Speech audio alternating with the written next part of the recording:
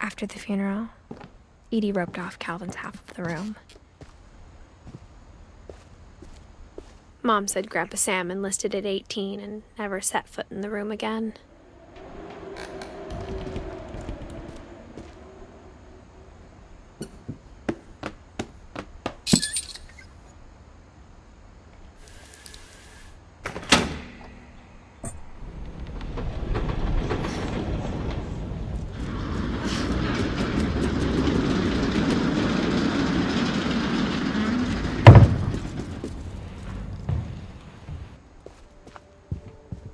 The passages were a pretty tight fit. They'd obviously been built for smaller hands and bellies.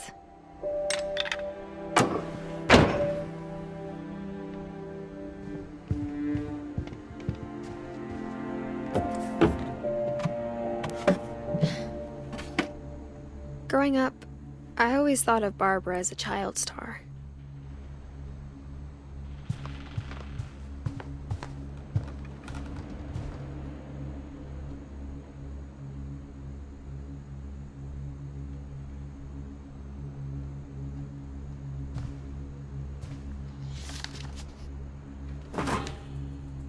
Of all the stories people wrote about Barbara's death, I'm surprised Edie saved this one.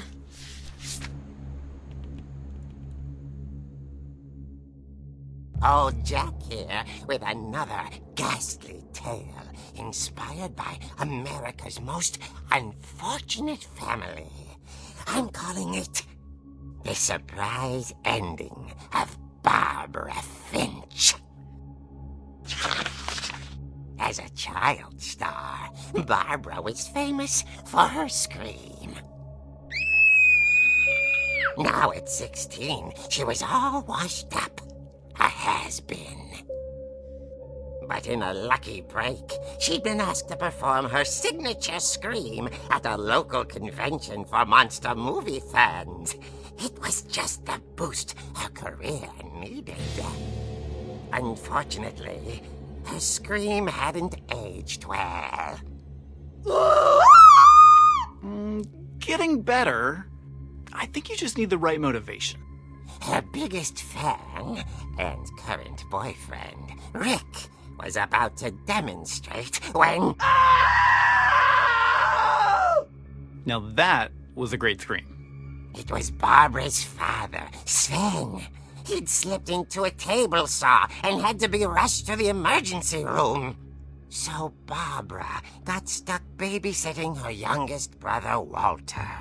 Her convention comeback was cancelled. Okay, I'm hearing frustration, but I'm not hearing terror. What if I tried... A gang of hoodlums in Halloween masks have been terrorizing Orcas Island tonight. Police are urging residents to... That came from the basement. You're right! Also, I loved your delivery on that. Why is your basement door locked? Because my dad likes making puzzles and secret passages. There's a key hidden in the music box. The secret is to keep winding and winding until finally the key pops out. Thanks, babe. I'll be back in a sec. 20 minutes later, Rick hadn't returned. So Barbara went to look for him, right on cue. She reached for the music box. And as she wound the key, she listened for Rick, but the house was silent.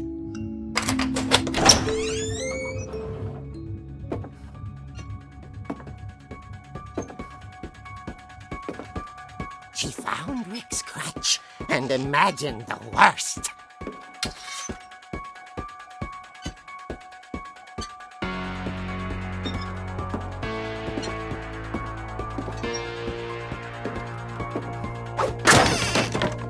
The gang's leader is the infamous Hookman killer, Dr. Carl Hamill, who impaled and then ate his family 10 years ago tonight.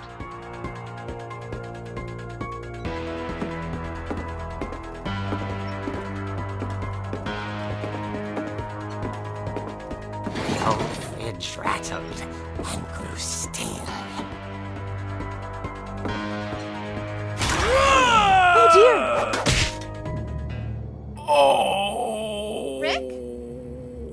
Barb, relax. I was just trying to scare you to help you find your scream. Well, I'm not scared, Rick. I'm furious. Then act furious. All I'm getting from you now is that you're hurt and confused and She threw him out, but she kept a little something to remember him by. Barb, have you seen my other crutch? And she was still holding it when she fell asleep watching the late picture show. Hours later... Barbara! Walter, what's going on up there? Ah! Okay, I'm coming up, but if this is a trick, you're dead, Walter.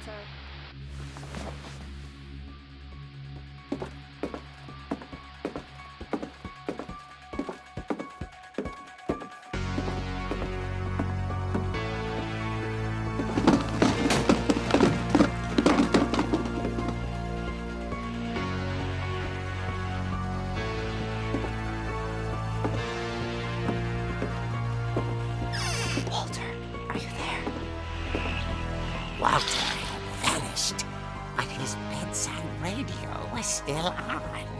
Orcas Island police describe the man as 6 feet tall, with a steel hook for a hand. Residents are urged to lock all doors and windows and notify the police of any suspicious activity.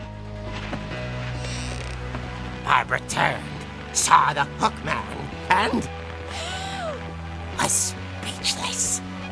He was quite smashing. And whoever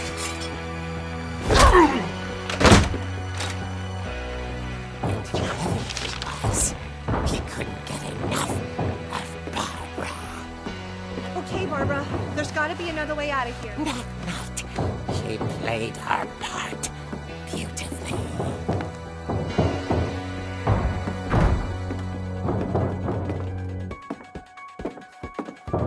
Molly's door hadn't been opened in years. The hinges groaned.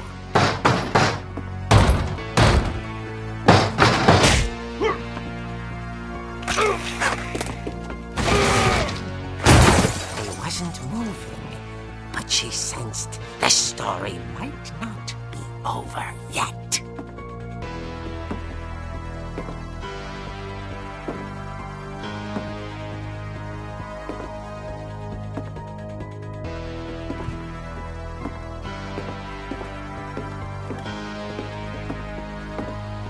The hookman had vanished. She listened for his breathing, but all she heard was...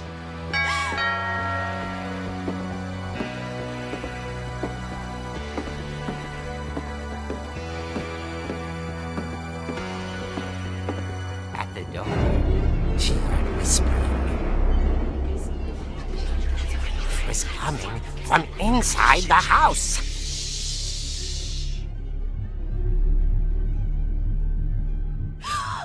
Oh dear.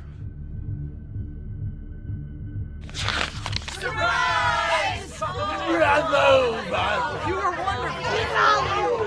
monsters had come to surprise her. For Barbara, it was a dream come true. Then she saw what kind of monsters they were, and she realized what was about to happen. She was going to be famous. And with her final breath, Barbara Finch gave the performance of her life.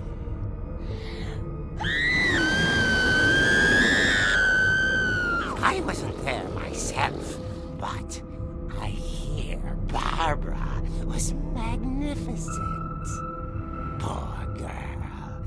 She had a taste for stardom. But unfortunately, so did her fans. Of course, the police blamed it all on poor Rick, who disappeared the same night. And little Walter? Hiding under his bed the whole time.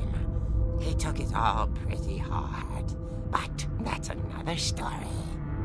As for Barbara, tucked inside the music box was all they ever found of her.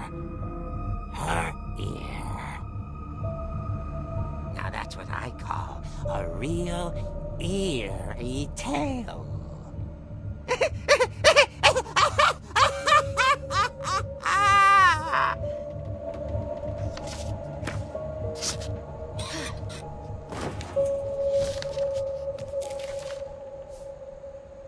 Edie told me all Barbara wanted was to be remembered, as absurd as that comic was.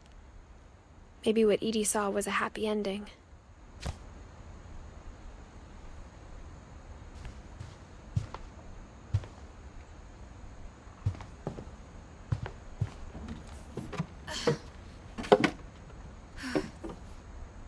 I guess now I know why Mom didn't like me playing with the music box.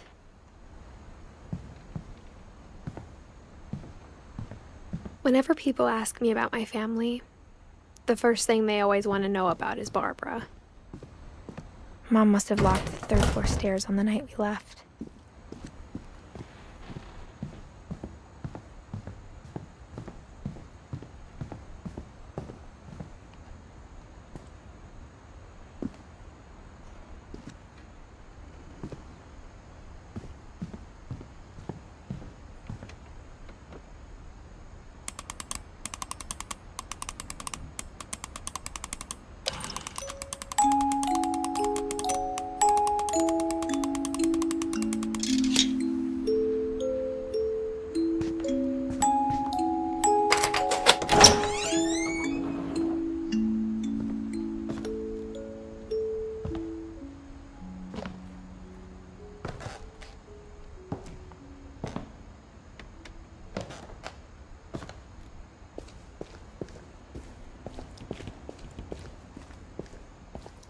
Mom said the basement was off limits, unless I wanted another tetanus shot.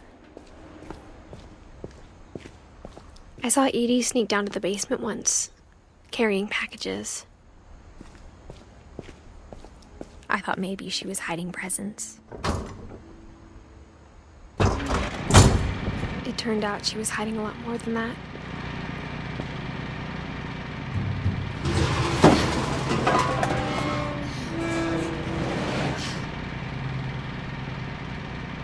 I remember asking Mom once about where Walter had gone. She said after Barbara died, he got as far away as he could. If there's a pattern in all these stories, I think it's that none of us has gotten very far.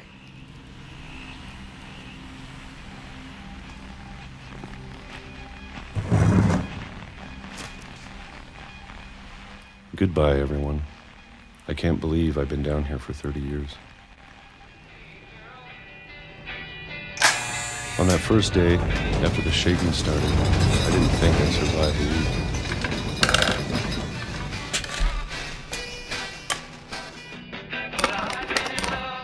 But after a few days, I settled into a routine. That's what kept me sane. Having a schedule, living for today. I always expected to be dead tomorrow. But if you wait long enough, you get used to anything.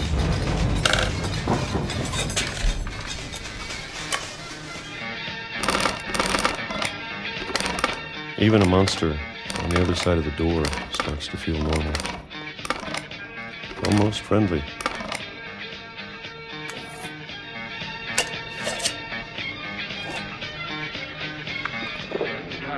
And then one day, everything just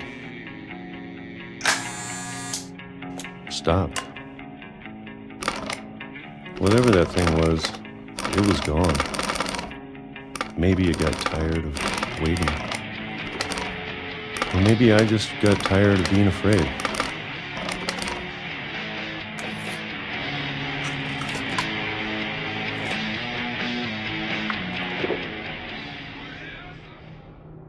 It's been a week now, the longest in 30 years. I'm done waiting. I have to leave while I still can.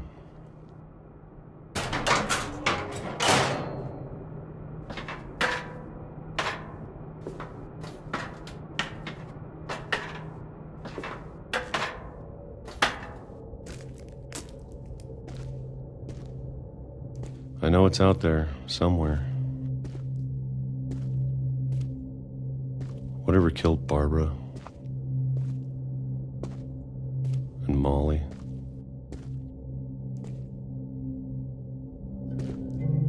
and Calvin.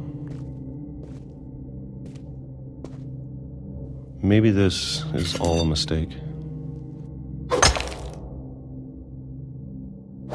But I need to stop living the same day, even if it kills me.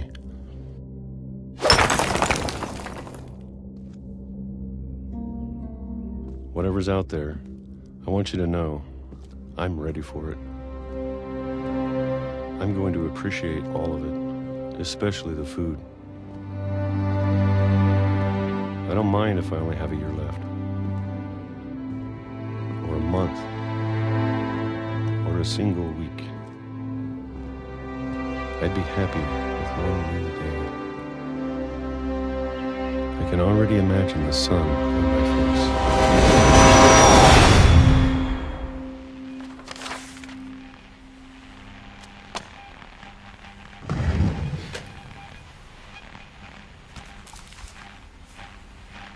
Walter died when I was 6. I can't believe my mom never told me he was down here. I'm sure my mom was trying to protect me.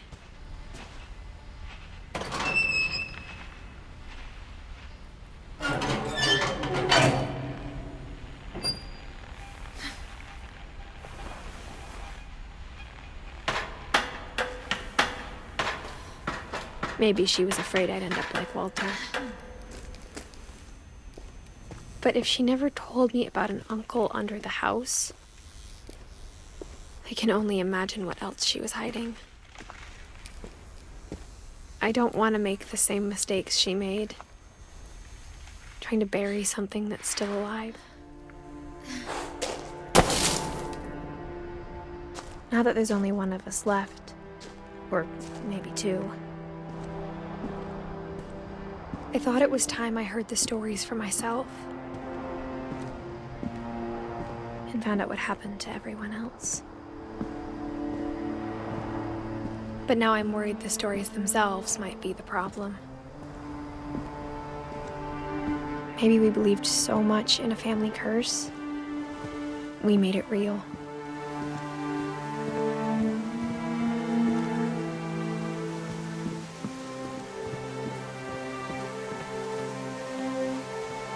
I don't know if I should even be writing this.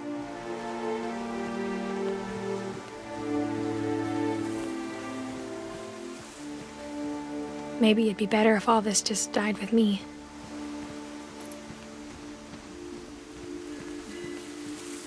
But I thought you should know about your family.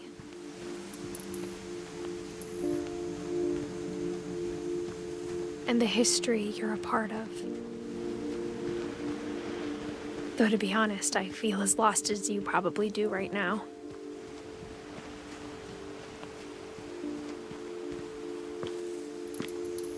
I think the people in these stories believed them, for what that's worth.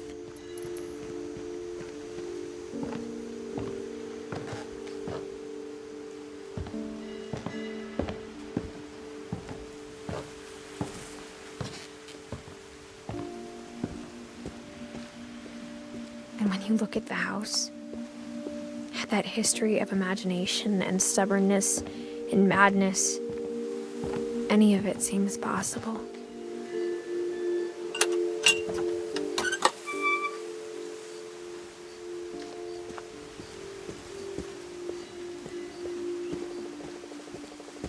I think we've been surrounded by death for so long, we've just gotten used to it.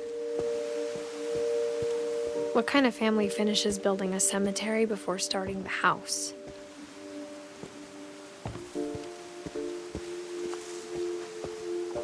It's embarrassing for me to admit this, but the pet cemetery made me more uncomfortable than the human one. 3 of the gerbils were mine, and 2 had been my fault. Sven built the house, but it was Edie who designed the cemetery.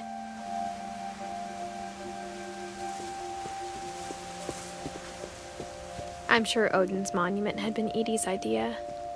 My mom was always trying to move on, but for Edie, the past never went away.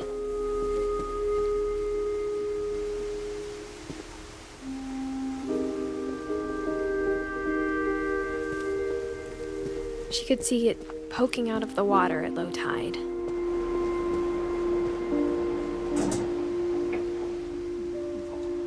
Edie said she dreamed about the old house every night.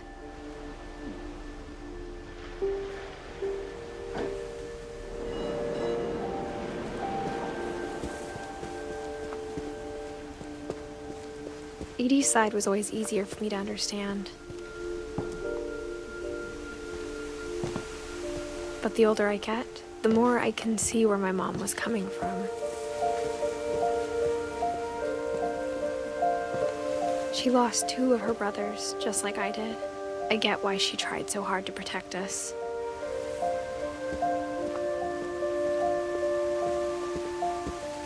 There's so many things I wish I could ask my mom now.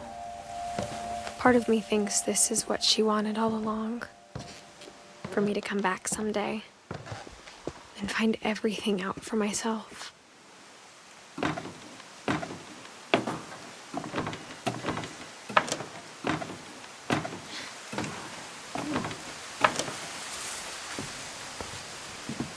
But looking back on it now,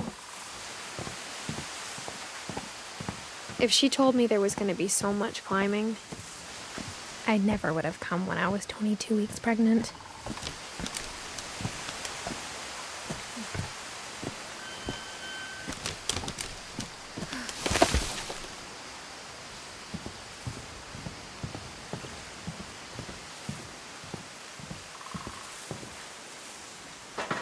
I never met Grandpa Sam, but I think he and my mom had a lot in common.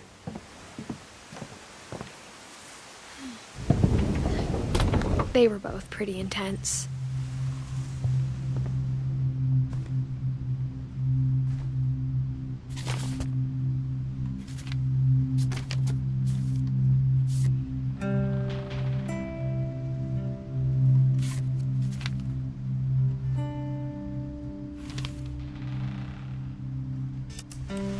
Dawn, I promise, you'll never forget this weekend. Yes, sir. These memories are gonna last a lifetime. Perfect. Am I gonna have to shoot anything? It's gonna rain the whole weekend, isn't it? I will never forget this weekend, Dad. Okay, got it. I'm gonna take some pictures, okay? Just be careful. That camera's older than you are. Aw.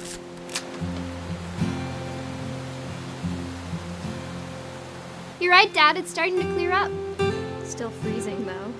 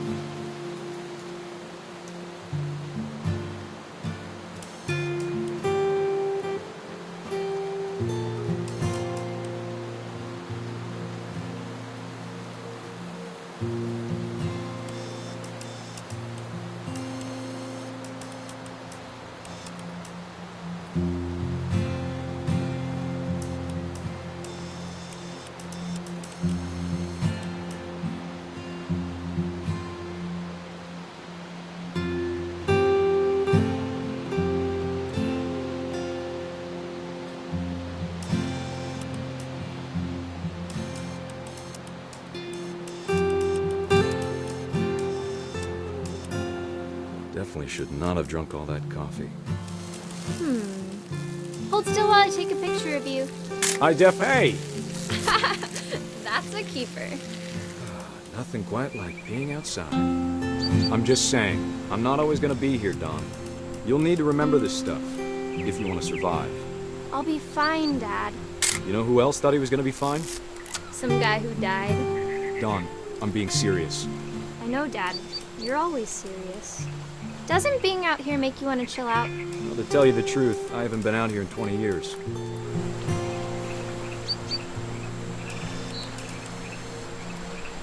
Dad! Good eyes, Dawn. Before you take the shot, let me get a picture of you.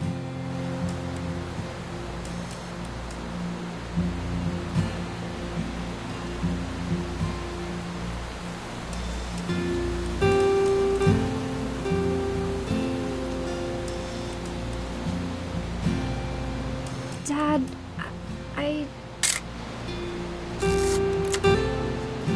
Let me get behind you. Do I have to do this? Dawn, you don't have to do anything. But if you want to survive, you'll need to be strong. Great shot, Dawn!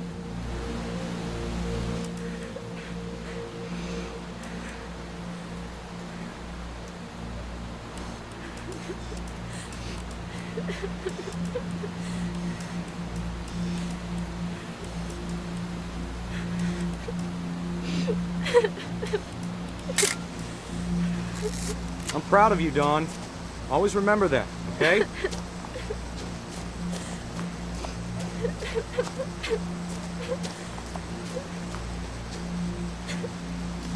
Dad, it's twitching. I think That's it's totally still... normal, Dawn. Just focus on the camera. Try not to think about... Dad!